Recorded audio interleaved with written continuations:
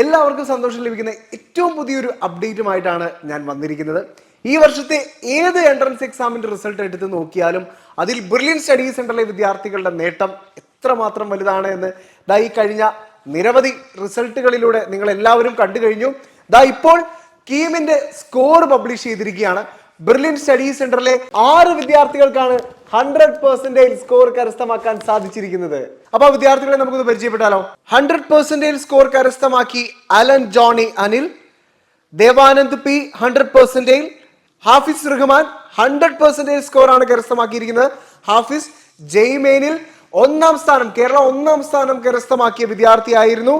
And Nevin Siby 100%ലാണ് Nevin Siby score കരസ്ഥമാക്കിയിരിക്കുന്നത്. എടുത്തു പറയേണ്ട കാര്യം ജെയ് അഡ്വാൻസിലും കേരള 1ാം സ്ഥാനം കരസ്ഥമാക്കിയത് നെവിൻ സിബി ആയിരുന്നു. ജോർഡൻ ജോയ് 100%ൽ കീം സ്കോർ കരസ്ഥമാക്കിയിരിക്കുന്നു. അതുപോലെ തന്നെ പെൺകുട്ടികൾക്കെല്ലാം അഭിമാന താരമായി നിന്നുകൊണ്ട് ഇത്തവണ 100%ൽ ഒരു പെൺകുട്ടിയും കരസ്ഥമാക്കിയിരിക്കുന്നു, റിയ ആനി റോബർട്ട്.